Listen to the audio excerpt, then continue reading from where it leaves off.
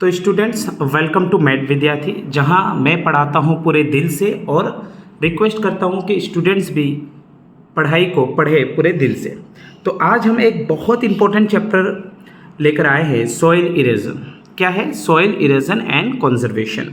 ज़रा सोचो, अगर मिट्टी ही ख़त्म हो जाए तो खेती कैसे होगी? यानी कि अगर मिट्टी ख़त्म हो जाएगा तो आप लोग चाष कैसे करोगे?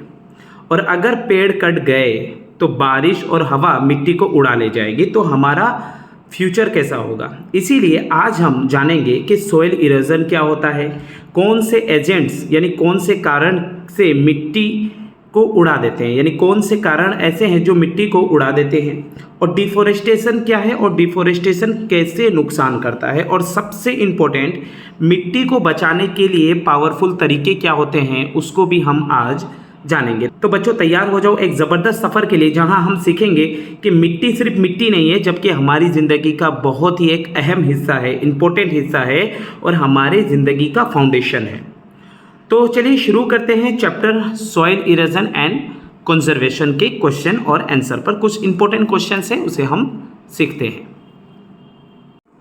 तो हम क्वेश्चन देखते हैं। पहला क्वेश्चन है सॉइल इरोजन के बारे में कि what is soil erosion, name the agents causing soil erosion. यानी सॉइल इरोजन होता क्या है, नेम द एजेंट्स, यानी एजेंट्स का मतलब होता है कारण, नेम मतलब बताओगे यानी नाम बताओगे, एजेंट्स का यानी कारण का नाम बताओगे जो सॉइल इरोजन करता है। कॉजिंग का मतलब होता है करना, या करता है या होता है।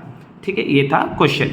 तो उसका आंसर क्या है, the removal of the top fertile layer of soil by natural agents is called soil erosion. क्या है इसका मतलब? इसका मतलब ये है कि मिट्टी है, मिट्टी में क्या होता है ना, टॉप फर्टाइल लेयर। देखो, एक एक चीज़ समझो। टॉप का मतलब होता है सबसे ऊपर वाला, ठीक है।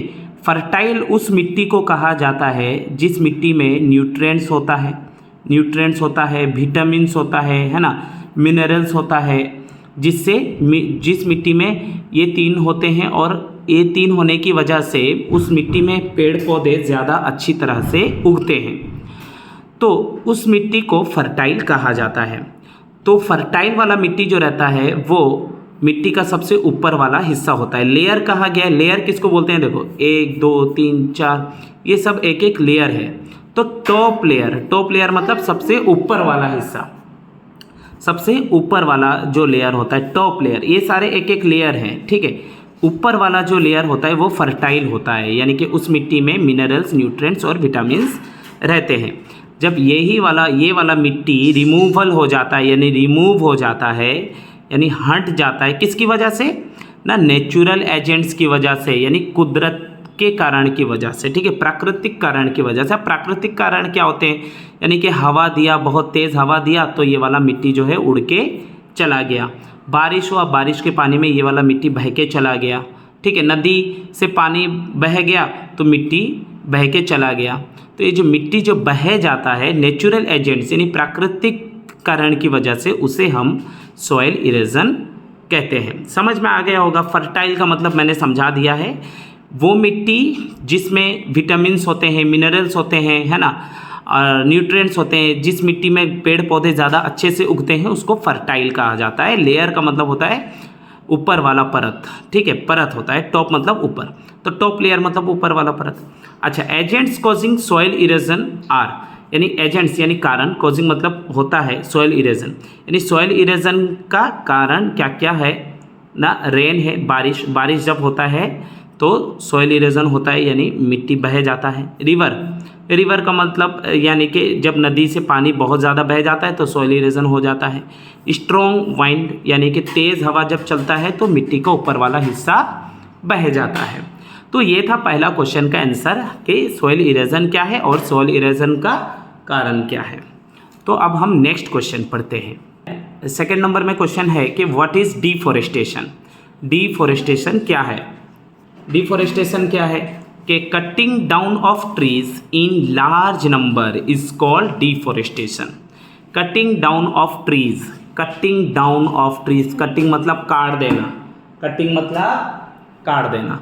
कटिंग डाउन ऑफ ट्रीज, यानी गछ, जो बड़े बड़े ट्रीज होते हैं, पौधे होते हैं, बड़े बड़े गछ जो होते हैं, उसको जब तुम काट दोगे इन लार्ज नंबर, लार्ज मतलब बहुत बड़ा, नंबर मतलब संख्या, बहुत ही ज़्यादा तादाद में, बहुत ज़्यादा नंबर में अगर आप गछ को काट देते हो तो उसे डिफोरेस्टेशन कहा जाता है। यानी कि एक जंगल में बहुत सारा गछ लगे हैं और पूरा जंगल को काट दिया जाता है तो उसे हम डिफोरेस्टेशन कहते हैं। यानी कि सोचो एक जंगल है, उसमें हज़ारों पेड़ पौधे हैं, हज़ारों पेड़ पौधे हैं। अगर इंसान अपना फ़ायदा के लिए, जैसे घर बनाने के लिए, फर्नीचर बनाने के लिए, पेपर या खेती के लिए, ज़मीन खाली करने के लिए, है ना, पेड़ों को काटने लगे तो जंगल ख़त्म होने लगता है। इसी प्रक्रिया को कहते हैं डिफोरेस्टेशन और इसके कारण सॉइल इरोजन होता है, क्लाइमेट चेंज होता है, एनिमल्स का घर ख़त्म हो जाता है, ठीक है ना। तो डिफोरेस्टेशन क्या है ना, बहुत ज़्यादा नंबर में अगर आप ट्री को काट देते हो तो उसे डिफोरेस्टेशन कहा जाता है। Cutting down of trees, cutting मतलब काट देना, डाउन मतलब ट्रीज को काट के नीचे फेंक देना, ठीक है। तो कटिंग डाउन ऑफ ट्रीज यानी ट्रीज को काट देना लार्ज नंबर में, यानी बहुत ज़्यादा नंबर में अगर उसे काट देते हो तो उसे डिफोरेस्टेशन कहते हैं। तो अब हम समझेंगे 3 नंबर क्वेश्चन में दिया है कि least different ways of conserving soil. Conserving का मतलब क्या होता है, बचाना। कंजर्विंग का मतलब क्या होता है, बचाना या सुरक्षा करना। यानी कंजर्विंग सॉइल का मतलब है कि सॉइल को यानी मिट्टी को खराब होने या बहने या उड़ जाने से बचाना। समझ में आया? तो आपको बताना है लीस्ट डिफरेंट वेज। वेज का मतलब होता है रास्ता, अलग अलग रास्ता बताओ जो जिससे मिट्टी को हम कंजर्विंग कर सकते हैं यानी बचा सकते हैं। तो आंसर पे आप लिखना the different ways of conserving soil, यानी आपको डिफरेंट वेज लिखना है, रास्ता बताना है कि किस तरह आप सॉइल को कंजर्विंग कर सकते हो यानी बचा सकते हो। सबसे पहले मेकिंग बर्न्स एंड एम्बैंकमेंट्स। क्या है इसका मतलब, बर्न्स का मतलब क्या है, एम्बैंकमेंट्स का मतलब क्या है। तो आओ सबसे पहले हम समझते हैं कि बर्न्स का मतलब क्या है, ठीक है। जो बर्न्स होता है ना, वो छोटी छोटी मिट्टी या पत्थर का दीवार होता है जो पानी और मिट्टी को बहने से रोकता है, यानी मिट्टी का बंध। समझ में है? समझ लो ये खेत है, तो खेत में इस तरह से मिट्टी का बंध को बना दिया जाता है। यहाँ का पानी इस तरफ बह के नहीं आएगा, इस तरफ का पानी इस तरफ बह के नहीं आएगा, ठीक है।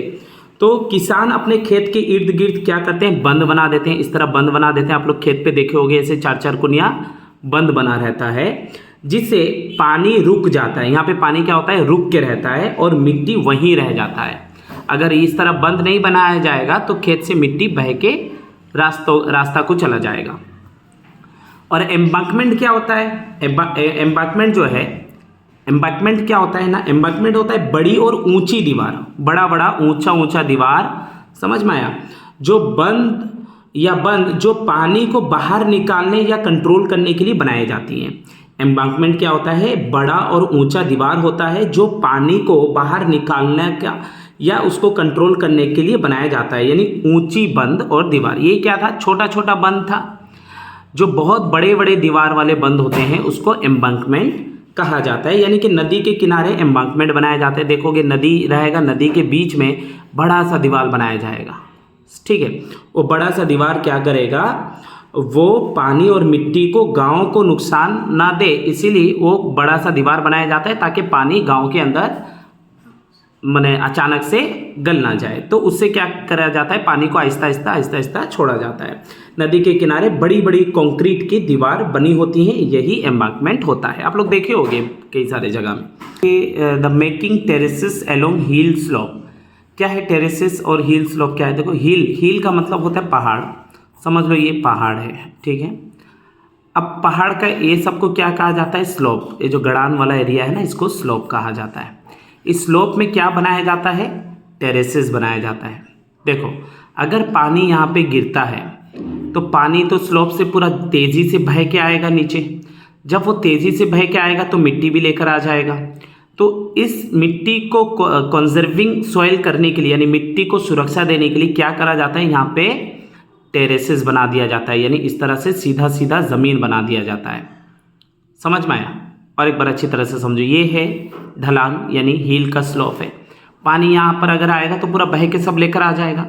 तो इस मिट्टी को बहने से रोकने के लिए क्या करा जाता है, ऐसे स्लोप बना दिया जाता है। जब आप स्लोप बना देते हो तो पानी इसके ऊपर गिरेगा, फिर आहिस्ता आहिस्ता बह के फिर इसके ऊपर गिरेगा, फिर इसके ऊपर गिरेगा, ऐसे आहिस्ता आहिस्ता स्टेप स्टेप नीचे आएगा। तो इससे क्या होता है, मिट्टी बहने से रुक जाता है। अगर ऐसे सीधा पानी आएगा तो सब बहा के लेकर आ जाएगा।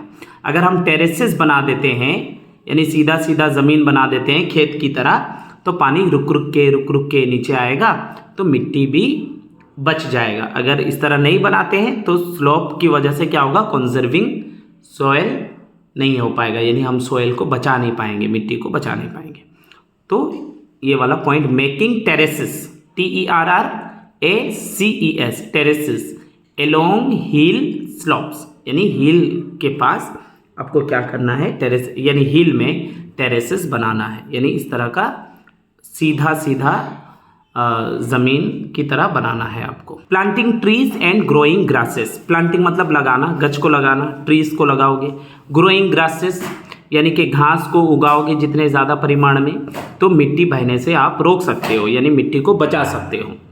Bye growing suitable crops, growing suitable crops, suitable crops यानी कि जो चाष होता है, अच्छा चाष करोगे तो मिट्टी जो है वो बहने से रुक सकता है, मिट्टी नुकसान होने से यानी कंजर्विंग होने से रुक सकता है। कंजर्विंग का मतलब होता है बचाना, सुरक्षा देना। तो मिट्टी को बचाने का काम भी हमारा है, हम जितना कोशिश करेंगे कि मिट्टी को हम बचा सके। तो ये था क्वेश्चन नंबर 3 और उसका आंसर। 4 नंबर क्वेश्चन क्या है कि right the factors causing soil formation, यानी आपको कारण बताना है। फैक्टर्स का मतलब भी है कारण। कॉजिंग सॉइल फॉर्मेशन, सॉइल मतलब मिट्टी, फॉर्मेशन मतलब बनना।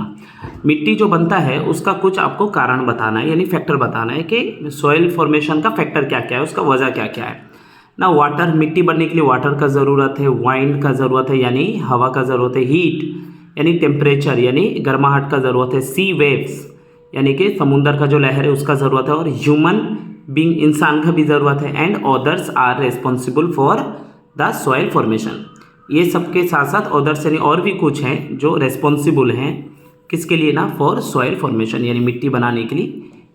इन सब के साथ साथ और भी कुछ चीज़ हैं जो मिट्टी बनाने में रिस्पॉन्सिबिलिटी निभाते हैं। ये था 4 नंबर का क्वेश्चन। 5 नंबर क्वेश्चन में देखो, what is humus, HUMUS, humus. Humus क्या होता है ना, the remains of dead plants and animals get mixed in the soil after some days due to heat and water they decompose, this is called humus. क्या है इसका मतलब, देखो इसका मतलब ये है कि जो प्लांट्स मर जाते हैं, जो एनिमल्स मर जाते हैं यानी डेड हो जाते हैं, उनका जो बचा कुचा जो रहता है वो क्या होता है, gate mixed in the soil, वो मिट्टी के साथ मिल जाता है। आफ्टर सम डेज यानी कुछ दिन के बाद, due to heat and water यानी कि हीट यानी गर्माहट और वाटर पानी की वजह से, दे डिकम्पोज, डिकम्पोज का मतलब होता है मिट्टी में मिल जाना। जब वो मिट्टी में मिल जाते हैं तो उसको क्या कहा जाता है, ह्यूमस कहा जाता है। ह्यूमस का मतलब होता है डेड प्लांट्स और एनिमल्स मर जाते हैं, मर जाने के बाद उनका शरीर का जो हिस्सा बच जाता है वो मिट्टी में मिल जाता है कुछ दिन के बाद। किसकी वजह से मिलता है ना, हीट और वाटर की वजह से वो मिट्टी में मिल जाता है, तो उसको क्या कहते हैं, ह्यूमस कहते हैं। Humus makes soil fertile, humus जो है बनाता है, मेक्स मतलब बनाना, क्या बनाता है, सॉइल फर्टाइल यानी मिट्टी को फर्टाइल कर देता है। फर्टाइल का मतलब बताया था कि वो मिट्टी जिसमें न्यूट्रिएंट्स होगा, विटामिन्स होगा और मिनरल्स होगा। तो ये जो डेड प्लांट्स और एनिमल्स का जो बचा कुचा मिट्टी में जब मिल जाता है तो मिट्टी में न्यूट्रिएंट्स आ जाता है, विटामिन्स आ जाता है और मिनरल्स आ जाता है। तो समझ में आ गया है कि ह्यूमस किसे कहा जाता है। ओके।